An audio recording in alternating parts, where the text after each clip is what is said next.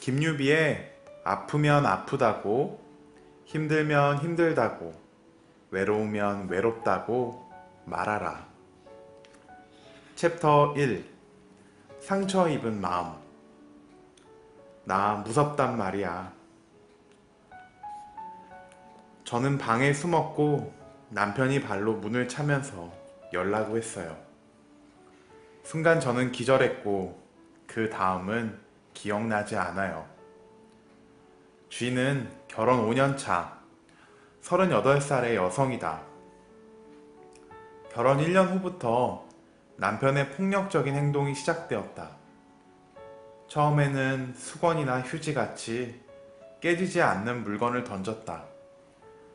그러다 점점 무거운 것으로 바뀌었다. 수저, 탁상시계, 가습기, 선풍기 같은. 처음에는 남편이 소리를 지르면 그녀도 같이 목소리를 높여 싸웠다. 하지만 지금은 상황이 달라졌다. 남편이 무섭다. 그의 목 혈관이 두꺼워지고 눈이 충혈되면 그녀는 두려워서 안방으로 뛰어가 숨었다. 남편의 화가 가라앉을 때까지 문을 잠근 채로. 그러면 남편은 발로 문을 차면서 당장 나오라고 소리쳤고 그녀는 문에 등을 기댄 채 눈물을 흘렸다. 혹시라도 문이 열릴까 두려워서 문을 막았다.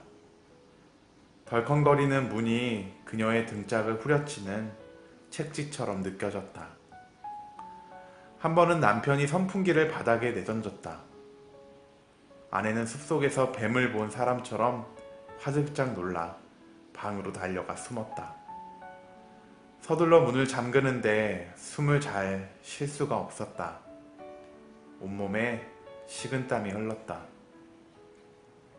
쓰러지더라도 침대에서 쓰러져야 한다고 생각한 그녀는 있는 힘을 다해 침대로 향했다. 그리고 이불자락을 겨우 진 채 방바닥에 쓰러져 의식을 잃었다.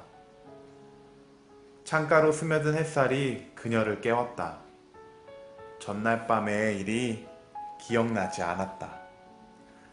차가운 바닥에서 몸을 일으킨 그녀는 침대에 걸터앉아 울기 시작했다. 그녀가 흘린 눈물이 조용히 침대 위로 떨어졌다. 제가 꿈꾸던 결혼 생활은 이런 게 아니었어요. 결혼 전에 남편은 저를 아기처럼 조건 없이 사랑해줬어요. 그를 만나기 전까지 만났던 남자들은 정말 이기적이었는데 그는 완전히 다른 사람 같았죠. 남편이 왜 이렇게 변한 걸까요? 제가 속은 걸까요? 아니면 제가 그렇게 만든 걸까요? 혼란스러워요. 남편은 화날 때만 무섭고 평소에는 다정하고 따뜻해요. 그러나 갑자기 화내는 이유를 모르겠어요. 언제 터질지 모르는 시한폭탄을 끌어안고 사는 느낌이랄까. 저는 불안해서 약을 먹기 시작했어요. 남편이 말했다. 내가 문을 발로 찼다고? 제발 그렇게 말하지 마. 손으로 문고리를 잡고 열려고 한 거야. 대화하다가 갑자기 방으로 들어가면 나더러 어쩌라고. 대화를 해야 문제가 풀릴 거 아니야. 당신이 내 말을 들어주지 않고 일방적으로 말하잖아. 내가 아무리 아니라고 말해도 들을 생각을 안 하잖아. 그럴 때마다 내 가슴이 터져버릴 것 같아. 물건을 던진 건 내 잘못이야. 그러고 나면 얼마나 마음이 힘든 줄 알아? 당신은 내가 매일 물건을 던지는 것처럼 말하는데 단 2번뿐이야. 당신의 말은 과장되었다고. 제발 진실을 말해. 당신만의 세상에서 벗어나란 말이야. 아내는 조용히 눈물을 흘릴 뿐 아무 말도 하지 않았다. 그녀는 자신을 보이지 않는 방에 가두었다. 둘 사이에 보이지 않는 벽이 생겼고 그녀는 그 안에 들어가 숨는 것이 자신을 보호하는 방법이라고 생각했다. 남편은 매서운 눈으로 아내를 바라보았다. 더 이상 무슨 말을 하면 폭발해 버릴 듯한 눈빛으로. 아내가 조용히 말했다. 여보, 사실 나 기억이 잘 안 나. 당신이 너무 무섭단 말이야. 당신이 소리 지르면 정신이 나가버려. 아무것도 기억나지 않는다고. 소리 지르지 마. 제발 부탁이야. 남편은 목이 메는 듯 어렵게 말을 꺼냈다. 사실 어젯밤에 결혼식 앨범을 꺼내봤어요. 사진을 보면서 생각했죠. 우리 행복했는데 어쩌다 이렇게 되었을까? 과거로 돌아갈 수 있을까 하고요. 시간을 되돌릴 수 있다면 그때로 돌아가서 다시 시작하고 싶어요. 아내에게 더 이상 상처 주고 싶지 않아요. 아내가 8살 때 아버지가 돌아가셨다. 아버지의 투병 생활은 길었다. 어머니는 정신적으로 불안정했다. 9살 어느 여름날이었다. 그녀는 친구들과 정신없이 놀다가 해질녘에 집에 들어왔다. 어머니는 딸의 머리채를 잡고 화장실로 끌고 가서는 회초리로 온몸을 때리기 시작했다. 그녀는 울면서 살려달라고 빌었다. 평소 엄마의 눈빛이 아니었다. 빨갛게 충혈된 눈은 무언가에 쉰 것 같았다. 어머니는 실성한 듯 그녀를 때렸다. 그녀는 죽음의 두려움을 느끼고 화장실에서 뛰쳐나와 방으로 도망쳤다. 문을 잠그고 어머니의 눈이 원래대로 돌아올 때까지 기다렸다. 방에 갇힌 그녀는 귀를 막았다. 방문 너머로 어머니의 목소리가 들렸다.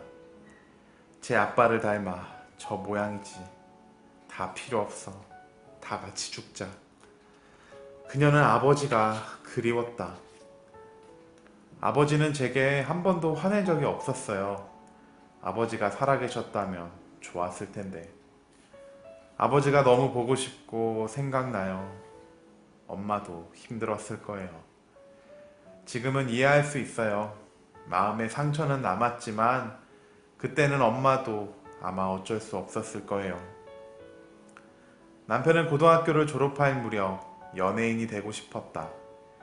연극 영화과에 지원하고 싶었지만 아버지가 반대했다. 아버지에게 맞설 수 없었다. 아버지의 생각은 단 한 번도 바뀐 적이 없으니까. 아버지의 뜻을 거스르면 뺨을 맞거나 매질을 당했다. 아버지와 직접 대화할 수 없어서 늘 어머니가 중간 역할을 했다. 아버지 생각은 이래. 그러니까 네가 이해하렴. 어머니는 아버지가 좋은 사람이라고 했다. 어머니가 상황을 설명해줘도 아들은 동의할 수 없었다. 방학 중에도 그는 아버지의 기상시간에 맞춰 일어나 밥을 먹었다. 해도 뜨기 전 이른 새벽에 식사를 하고는 단정히 옷을 입고 도서관에 갈 준비를 하는 척했다. 그러다 아버지가 출근하면 옷을 갈아입고 모자란 잠을 잤다. 그는 늘 아버지 눈치를 봤다. 영화 배우는 안 된다라는 아버지의 말 한마디에 진로를 정하지 못하고 오랜 시간 방황을 했다. 두 사람은 지인의 소개로 만났다. 남편이 말했다. 아내는 저를 있는 그대로 인정해줬어요. 길을 살려줬다고 해야 하나? 사실 저는 부족한 게 많거든요. 돈이 많은 것도 성격이 좋은 것도 아니죠. 아내는 얼굴도 마음도 예뻐서 한눈에 반했어요. 지금도 가끔 아내를 보면서 내가 무슨 짓을 하고 있는 거지? 이렇게 사랑스러운 여자에게 라는 생각을 해요. 아내가 말했다. 남편이 사랑해주는 게 느껴졌어요. 그의 눈빛이 따뜻했거든요. 저를 아기처럼 쓰다듬으며 사랑한다고 말해줬어요. 남편이 손을 잡으면서 결혼하자고 했을 때 감격해서 울고 말았어요. 그를 만나기 전까지 누군가를 사랑하고 결혼할 것이라고 생각 못했거든요. 두 사람의 존재는 서로에게 축복이었다. 향기 가득했던 신혼집은 사랑이라는 꽃이 시들면서 악취가 나기 시작했다. 남편의 거친 입에서 풍기는 침 냄새와 아내가 문고리를 잡고 버티며 흘린 땀 냄새로 얼룩졌다. 물에 빠져 죽을 뻔했던 사람은 물이 두렵다. 물을 볼 때마다 두려움을 떨칠 수 없다. 다른 사람 눈에는 에메랄드 빛으로 보이는 물이 그에게는 시커멓게 보인다. 물에 대한 기억이 물 색깔을 결정한다.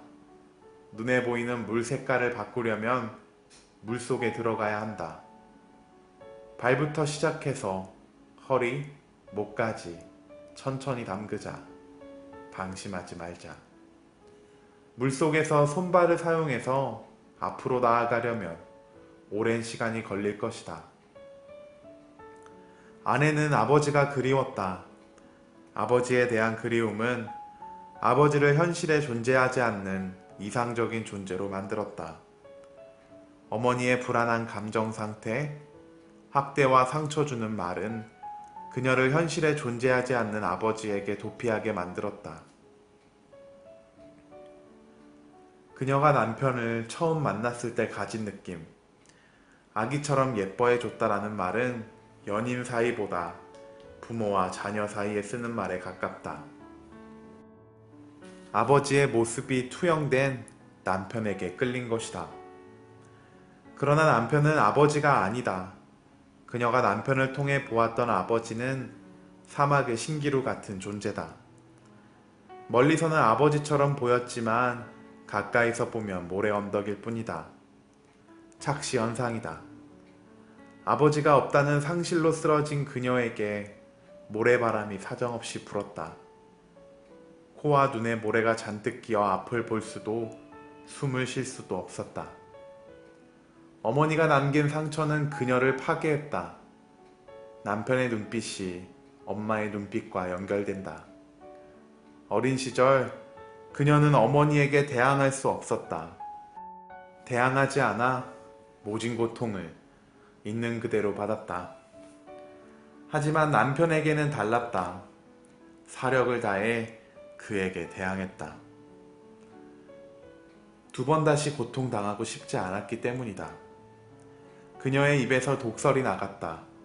남편에게 말할 기회를 주지 않았다. 살기 위한 투쟁이었다. 그녀의 정서는 9살 어느 여름날 엄마의 집 화장실 안에 갇혀있다. 방으로 도망가 문을 잠근 사람은 현재의 그녀가 아니다. 9살 소녀다. 밖에서 문을 두드리는 사람이 누구인지는 중요하지 않다. 그녀가 느끼는 두려움은 같다. 그녀를 기절시킨 사람은 누구인가? 엄마인가? 남편인가? 남편이 말했다. 이제 조금 알 것 같아요. 사람이 자기 목소리를 녹음하면 그 소리가 낯설게 들리잖아요. 제가 말을 할 때 목소리가 이렇게 컸나요? 전혀 몰랐어요. 아내는 체구도 작은데 제 목소리가 커지면 얼마나 무서웠을까요? 저는 먼저 화를 낸 사람이 아내라고 생각했어요. 이 여자는 작은 것 하나도 그냥 못 넘어가나? 라고 생각했죠. 그녀가 사나운 고양이처럼 날뛰는 것 같다고 느꼈어요. 흥분해서 몰아세우는데 정말 답답했거든요. 제가 아니라고 말해도 듣지 않았어요. 그래서 이 사람은 대화하고 싶은 게 아니라 그냥 날 이기고 싶은 거구나 라고 혼자 결론을 내렸어요. 그 다음부터는 아내가 무슨 말을 하면 입을 막으려고 했어요. 화를 참지 못하고 실수할 것이 뻔하니까요. 차라리 말하지 않는 게 더 낫겠다고 생각했지요. 이제야 깨닫게 되었네요. 아내는 무서워서 그런 거예요. 아내를 지켜줘야 할 사람이 두렵게 만든 거죠. 얼마나 무서웠을까요? 만약 제가 아내의 어린 시절로 돌아갈 수 있다면 아내의 손을 잡고 이제 무서워하지 마. 내가 곁에 있어줄게. 라고 말할 거예요. 아내는 남편 옆에서 흐느끼기 시작했다. 남편은 아내의 손을 조용히 잡아주었다. 혈관을 타고 흐르는 혈액처럼 따뜻한 사랑이 아내의 손을 타고 흘렀다. 아내의 눈물이 멈추지 않았다. 시간이 꽤 흐른 후에 그녀가 말했다. 제가 만일 남편의 어린 시절로 돌아간다면 남편을 대신해서 아버님에게 하고 싶은 말이 뭐냐고요? 아버님, 왜 제 남편의 길을 죽이세요? 그이가 아니라잖아요. 왜 그이의 말을 끝까지 안 들으세요? 끝까지 듣고서 하고 싶은 말씀을 하세요. 제 남편은 그런 사람이 아니거든요. 제발 아버님 방식대로 생각하지 말고 그의 말을 끝까지 들어주세요. 제발. 이렇게 말하고 싶어요. 그녀는 남편에게 무엇이 필요한지 정확히 알고 있었다. 둘은 가만히 손을 잡은 채 울기 시작했다. 한 번도 눈물을 보이지 않던 남편이 엎드려 울자 아내가 두 손으로 남편의 등을 감쌌다. 그녀가 남편을 아는 것인지 그에게 안긴 것인지 알 수 없었다. 남편의 등에 기댄 그녀는 편안해 보였다. 남편이 뭐라고 말했다. 등 근육이 울리면서 그의 목소리가 그녀의 귓가에 닿았다. 그녀가 문 너머 듣던 무서운 목소리와 전혀 달랐다. 여보, 미안해. 정말 미안해. 김유비의 아프면 아프다고, 힘들면 힘들다고, 외로우면 외롭다고 말하라. 챕터 1. 상처 입은 마음. 나 무섭단 말이야.